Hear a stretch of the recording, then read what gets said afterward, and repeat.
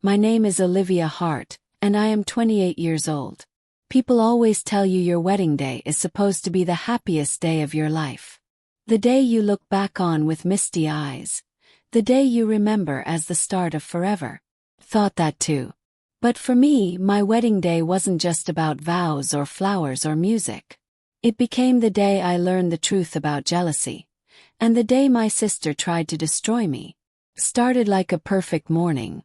The sun spilled through the hotel curtains. The smell of roses from my bouquet filled the room. And my heart beat so fast I could barely sip the coffee my maid of honor handed me. My gown hung by the window, glowing in the light. My friends were laughing, fixing their hair, snapping pictures. And then the door opened. My sister Emily stepped in. She was in her bridesmaid dress, sleek and fitted, her hair perfectly curled. But her eyes weren't warm. They were sharp, scanning the room like she was looking for flaws. When they landed on me, she smiled, but it didn't reach her face. "You look nice," she said, drawing out the word as if she had to force it past her lips. I brushed it off. "Thanks, Em. Are you ready?" I shrugged. "I guess. But white isn't really your color. It kind of washes you out." The girls around me fell silent. My cheeks burned, but I laughed it off. That was Emily.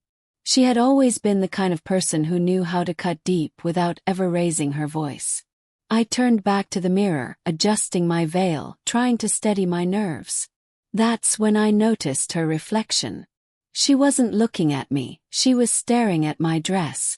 Staring at it like she wanted to tear it apart. I should have trusted my instincts right then. But I told myself it was nerves, that sisters bicker, that she was just having a moment. But then, 10 minutes before the ceremony, everything shattered. One of my bridesmaids rushed in, breathless. "Olivia, you need to see this." She handed me her phone. My stomach dropped. On the screen was a social media post. Emily's post. A photo of her in her bridesmaid dress, captioned with, "Some people don't deserve their fairy tale ending. Can't wait for the truth to come out today." The blood drained from my face. My hands trembled so badly the phone nearly slipped. My own sister, standing under the same roof, was hinting to the world that my wedding would end in scandal.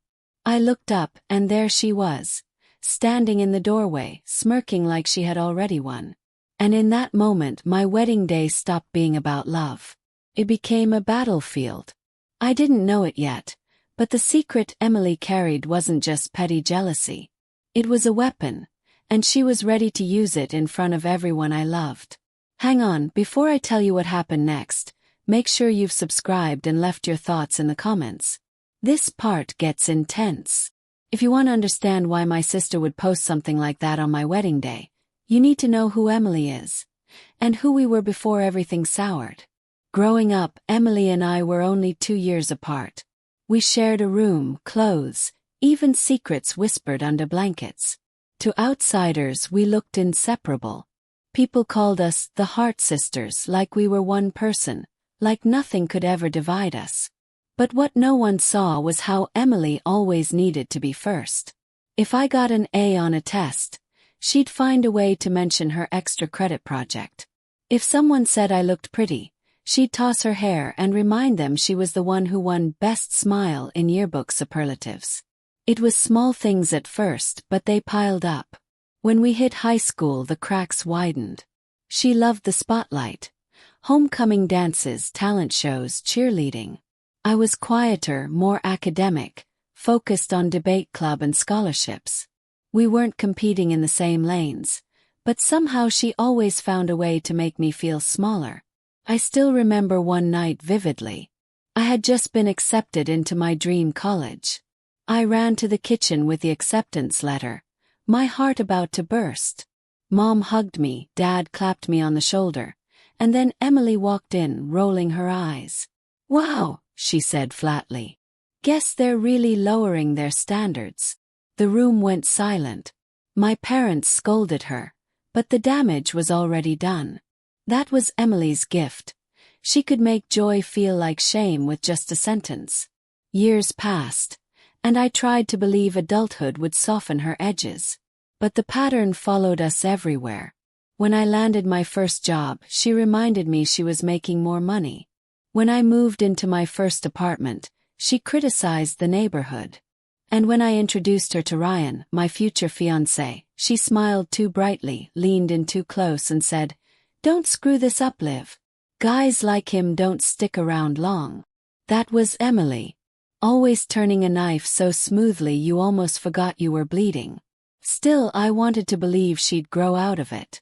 I thought deep down she loved me, that jealousy was just her way of coping.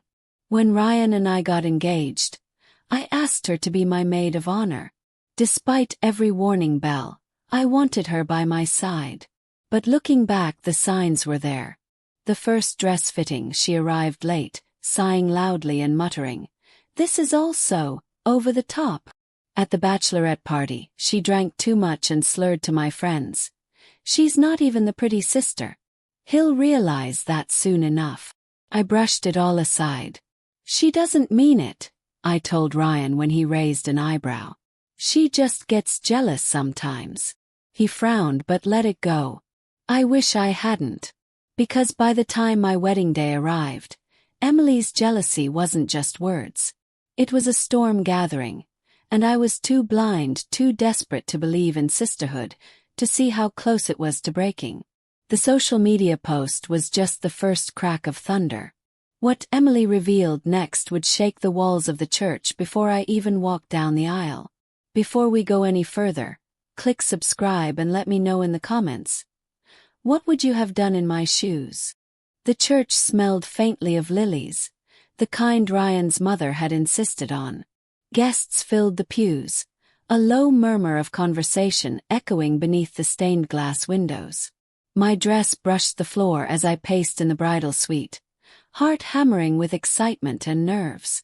But underneath the excitement was unease. Emily hadn't spoken to me since I found out about her post the night before. No apology, no explanation, just silence. When she finally appeared in the doorway, makeup flawless, hair pinned with tiny pearls, she looked every bit the perfect maid of honor. But her eyes held something sharper. Something I couldn't name. "You ready?" she asked coolly, handing me my bouquet. "As I'll ever be," I whispered, trying to steady my hands. The music swelled. The bridesmaids began walking down the aisle, one by one. When it was Emily's turn, she didn't just walk, she glided, her smile wide, her head held high like the whole ceremony was hers. People turned their heads, murmuring, and for a second it felt like I was a guest at her show. Finally, it was my turn. The double doors opened, light spilling into the church. I took my father's arm, and as we stepped forward, the whispers started. Not the happy kind. The kind that ripples through a crowd when something is wrong. I scanned the faces, confused, until my gaze landed on the front row, where Ryan stood frozen at the altar, his jaw tight. His eyes locked not on me, but on Emily. My stomach dropped. And then it happened. A man rose from the middle pew, holding up a phone. "Is this your maid of honor?" he asked loudly, voice cutting through the music. On the screen, Emily's post blazed for everyone to see. "If only my sister knew the truth about her perfect fiancé. Can't wait to see how long this facade lasts." Gasps filled the air. My steps faltered. My father squeezed my arm, whispering, "Keep walking," but my knees were jelly. Ryan looked like he'd been punched. His face drained of color, his mouth opening and closing as if words were trapped inside. And Emily, he smirked. Right there at the altar with the whole town watching, she smiled at me. The pastor tried to regain control, but the damage was done. Guests whispered, heads turned. Phones lit up as more people saw the post in real time. The church no longer felt like a place of vows. It felt like a courtroom, and I was on trial. I made it to the altar, barely. My hands shook as I faced Ryan. "What is she talking about?" I whispered. He opened his mouth, but Emily stepped forward before he could speak. Oh, don't act so surprised, Liv. You really thought he loved only you. Her voice was low, but it carried. Check his messages. Or should I tell them myself? The world tilted. I couldn't breathe. Ryan's eyes flicked to Emily, then back to me. Panic. Guilt. And in that split second I knew. He wasn't innocent. The ceremony dissolved into chaos. Guests rose from their seats. The pastor closed his Bible. Ryan reached for my hand, but I snatched it away, my bouquet falling to the ground. Emily stood tall, victorious, her smile wide as if she'd been waiting her whole life for this moment. And me. I wanted the floor to open and swallow me whole. That day I thought I had lost everything. My wedding, my fiancé, my dignity. But what I didn't know was that losing it all was the very thing that would give me the strength to fight back. Emily thought she had humiliated me for good. But humiliation has a way of turning into fire, and I was about to burn everything she held dear. Before we move on, take a second to hit subscribe and drop a comment. I'd love to hear what you think so far. The hours after the wedding were a blur. Guests trickled out awkwardly, some avoiding my eyes, others whispering their pity as if it were a favor. Ryan tried to follow me into the bridal suite, begging me to listen, but I slammed the door in his face. Emily lingered in the hallway, her heels clicking deliberately as she walked away, humming like she had just won a prize. That night, I sat in my room surrounded by unopened gifts and flowers already wilting in their vases. My dress was crumpled in a heap on the floor. I stared at it until dawn, numb, my mind replaying Emily's smirk over and over. But numbness doesn't last. Curdles into something sharper. By sunrise I knew. Emily wanted me destroyed, erased, forgotten. She wanted to step into the spotlight as the smarter, prettier, more powerful sister. She thought she had succeeded. And that's when the fire inside me roared to life. I wasn't going to beg for explanations. I wasn't going to wallow. I was going to end her game. The first step was information. If Emily was bold enough to sabotage me in front of the entire town, she had to be hiding things of her own. And I knew exactly where to look. Her need to brag was her weakness. I started with her social media. I scrolled through every post, every comment. She had cultivated an image of perfection. Glowing photos with captions like "hard work pays off" or "surround yourself with people who lift you higher." The irony made my skin crawl. But perfection leaves cracks. One evening, after pretending to make amends over text, I asked her to meet for coffee. She showed up late, all smug smiles, wearing a dress that screamed triumph. "I guess you finally realized I did you a favor," she said, sipping her latte. "Better now than after you signed the papers, right?" I forced a smile, swallowing my rage. "Maybe you're right. Maybe I owe you." Her eyes widened with satisfaction. That was what she wanted, to see me bend, to hear me admit defeat. But what she didn't realize was that her arrogance loosened her tongue. She bragged about things she shouldn't have. How she had overheard Ryan venting about stress and helped him cope. How she had created burner accounts to send me tips about him, just to see if I would crack. How she had whispered rumors to colleagues about my fragile mental state, so that if I ever competed with her professionally, she'd already be ahead. I listened, nodding, every word etching itself into my mind like a knife carving stone. She thought she was untouchable. What she didn't know was that I had my phone recording in my purse. Every word, every arrogant confession, captured in crisp detail. From there, the plan came together piece by piece. I started discreetly. I reached out to mutual friends, people who had seen Emily's nastier side but stayed quiet. They were hesitant at first, until I showed them the recording. One by one, they agreed to back me. Some had stories of their own. Emily lying to get promotions, stealing credit for group projects, even sabotaging another woman's relationship years ago. The pile of evidence grew. Meanwhile, I started working on myself, not for her but for me. I updated my portfolio, reconnected with professional contacts, and began preparing a presentation that would prove I was not the fragile, broken woman she painted me to be. Every late-night session at my desk, every note I scribbled down was fuel. Emily thought she had buried me in humiliation. What she didn't realize was that she had handed me the shovel I would use to dig her grave. I wasn't just going to expose her lies. I was going to do it where it would hurt her the most. And as fate would have it, that opportunity came sooner than I expected. Emily received an invitation to a prestigious industry gala, the kind where reputations are made or destroyed. She planned to attend as the star. What she didn't know was that I had secured my own invitation. And I was bringing more than just a smile. The night of the gala shimmered with a kind of grandeur that made people hungry for power. The chandeliers cast golden light across velvet carpets, the air thick with perfume and ambition. Industry leaders, journalists, and socialites swirled around the ballroom, glasses clinking, laughter sharp and calculated. Emily arrived like she owned the place.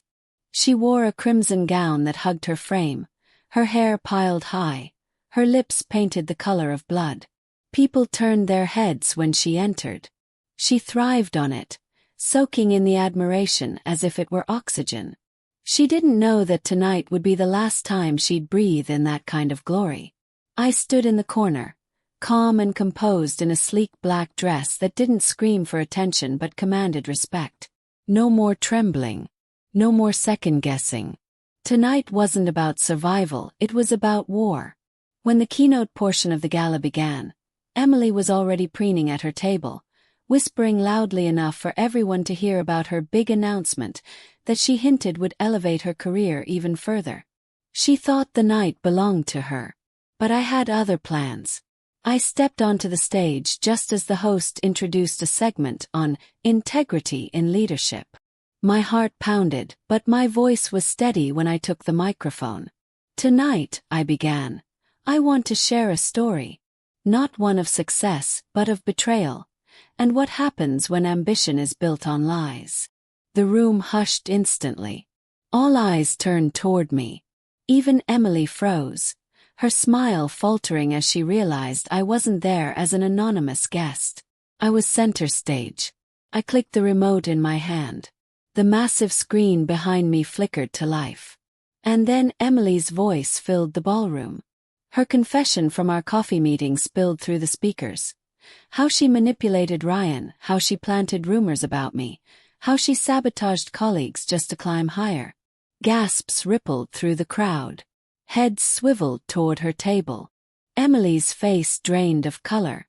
"Family is supposed to lift you up," I said, my gaze locked on her. "But some people mistake love for leverage.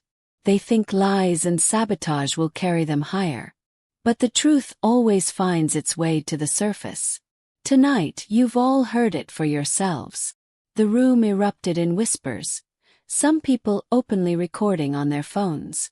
The very leaders Emily had been trying to impress stared at her with disgust.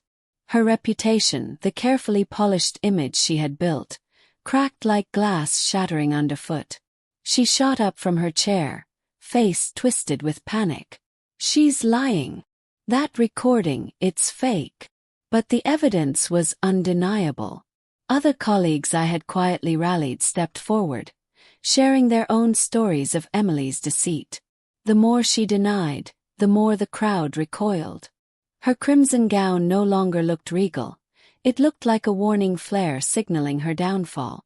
By the time security escorted her out, the once proud Emily was reduced to tears and shrieks, her voice breaking as she begged people to believe her. No one did. Not anymore. And me. I stood tall, my voice steady as I concluded. True strength doesn't come from stepping on others. Comes from rising in spite of them. And tonight I choose to rise. The applause that followed wasn't thunderous. It was sharper, deliberate, like a verdict being delivered. And it was enough. In the days that followed, Emily's fall was swift. Invitations stopped arriving. Partnerships dissolved. Ryan, humiliated by the exposure, left town altogether.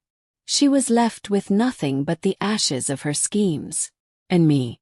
I rebuilt.